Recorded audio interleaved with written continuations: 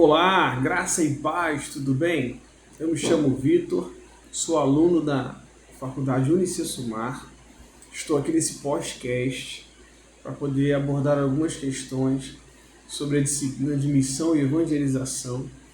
E esse vídeo precisa estar no YouTube para que eu possa estar respondendo as questões que são pertinentes, bem como também poder abordar um pouco mais sobre a questão de missão e evangelização.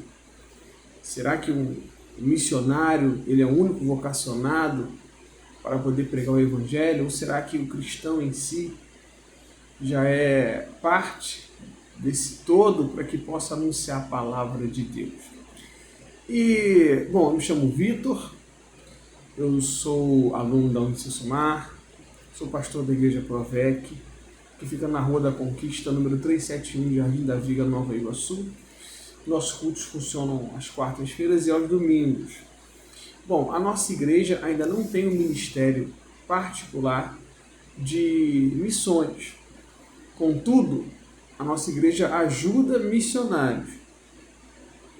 E, bem particularmente, 2 missionários. Um missionário que atua no campo das pessoas que são dependentes de drogas ou álcool, e uma outra missionária que atua cuidando de crianças de rua, dando abrigo, dando alimento, dando vestimenta. O trabalho chama-se Romanos 8. Então, a primeira pergunta que é abordada é como é a missão na nossa igreja. A questão dessa missão assistencialista, que tenta ajudar a pessoa dentro da sociedade, tenta colaborar para que ela possa alcançar os meios necessários de sobrevivência, como foi dito, não acontece diretamente na nossa igreja, mas nós ajudamos ministérios que atuam diretamente para esse fim. No ano passado, nós tínhamos uma liderança na nossa igreja, cujo nome do projeto era Provec nas Ruas, e a gente saía no centro de Nova Iguaçu para poder estar ajudando pessoas em condições de rua. A gente pregava a palavra, a gente louvava, claro, participava quem quisesse participar. E aí depois dessa reunião a gente conseguia ofertar um lanche, um café, um suco, uma água e vestes também, roupas, agasalhos, enfim. Era um projeto que conseguia alcançar um número significativo de pessoas. Inclusive a gente até começou a conhecê-las mais de perto e tentamos resolver alguns problemas. Às vezes alguns já tinham até casa, mas por algum problema preferiram morar na rua, e até onde a pessoa permitia a gente tentava ajudar. E foi um projeto muito interessante. Então, atualmente a missão que acontece na nossa igreja não é direta. A missão que acontece, a gente assiste essas pessoas que trabalham diretamente com pessoas com necessidades, com deficiência química ou álcool, e também crianças que precisam muito de ajuda. E esses missionários, eles frequentam a nossa igreja, pregam na nossa igreja e estão sempre trazendo ali, abordando as questões que eles fazem e a ajuda que prestam para as pessoas que precisam. Um tema interessante também para ser abordado é sobre a questão do missionário.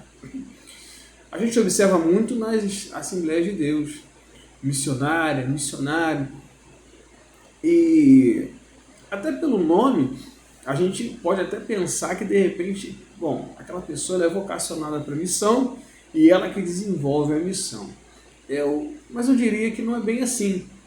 Não excluindo a vocação da pessoa de exercer missões, de levar o evangelho à frente, de fazer com que o evangelho de Cristo seja conhecido.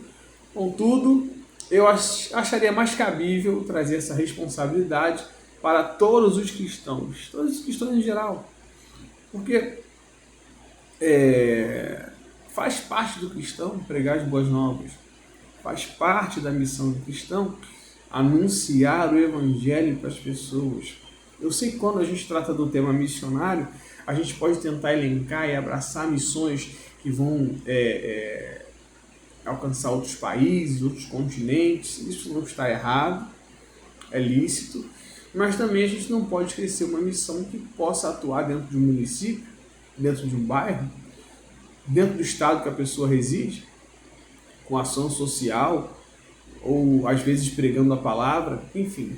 É interessante entender que, muito embora o missionário tenha vocação para ser missionário, a questão da propagação do evangelho, ela não está limitada ao missionário, mas assim ao cristão como um todo. O próprio Senhor Jesus disse em Mateus 28, e de pregar o evangelho a toda criatura, batizando em nome do Pai, do Filho e do Espírito Santo, e ensinando tudo que eu vos tenho ordenado, porque eu estarei convosco até a consumação dos séculos. Ou seja, aqui o Senhor Jesus não deixa esse trabalho com exclusividade a missionários. A gente percebe que o Senhor faz discípulos, esses discípulos aprendem com o Senhor, e uma das informações que Cristo traz à luz de Mateus 28 é que eles devem anunciar a palavra e pregar o evangelho e batizar em nome do Pai, do Filho e do Espírito Santo. Então, os discípulos do Senhor, os cristãos, eles precisam anunciar a palavra de Deus. Não somente os missionários, mas o cristão como um todo. Ele precisa anunciar a palavra com alegria, ele precisa anunciar a palavra com um desejo no coração de entender que o evangelho traz mudança positiva e salvação para as pessoas. Ele precisa pregar a palavra às pessoas que assim quiserem recebê-la, não como uma obrigação ou como um mero rito semanal, uma agenda, mas sim com entendimento e fogo no espírito no coração, entendendo que, de fato, a palavra que um dia chegou aos ouvidos dele e mudou a vida dele é a mesma palavra que está alcançando a vida de outras pessoas e mudando a vida de outras pessoas também. Amém? Uma outra pergunta também muito interessante fala sobre o ensino. Perdão. O ensino sobre missão na sua igreja é frequente ou casual? Bom, vamos lá. Aqui o texto, a pergunta, na verdade, ela versa sobre o ensino. Sim, a nossa igreja, ela cuida muito dessa questão de ensinar sobre missão. Nós temos o STB, o STA. O STB é um seminário teológico básico. E para quem faz o STB em um ano, a gente tem o STA, que é um curso de 2 anos, Seminário Teológico Avançado.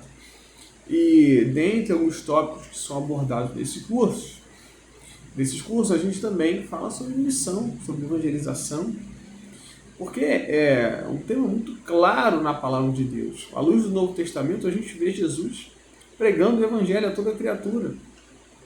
O Senhor prega na Galileia, prega em Samaria, para a mulher samaritana, prega na Judéia.